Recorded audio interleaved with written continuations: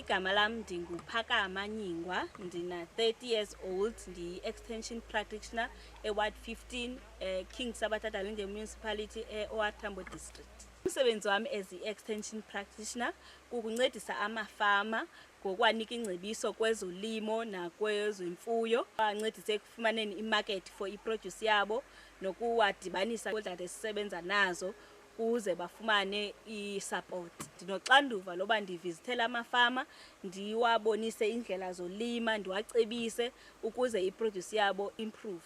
Bonise uba inkukhu ibanjwa kanjani, ifidwa kanjani, uyiklina kanjani indlu yenkukhu, ne-biosecurity uba uyenza kanjani.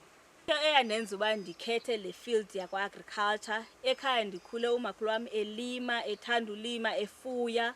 Ndabona uba imali ikhona, intlalo iyancediseka uba ukwazi utya ungasebenzisi imali eninzi, poverty iyasuka noko xa kukhona into oyilimayo khona nento oyifuyayo. Agriculture ine-opportunities kakhulu for abantu abatsha.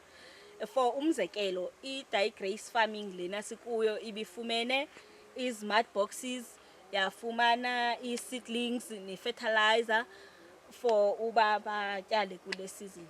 For ukukhuthaza abantu abatsha, okokuqala i-agriculture i-broad. Akunyanzelanga uba uthi ka wenze i-agriculture uqeshwe uphangele. Ungakwazi ukulima, ufuye, uthengise. I-agriculture ifuneka abantu abatsha bayithathe as i-business ngoba incedisa kwi-food security yelizwe, incedisa nakususeni indlala emakhaya.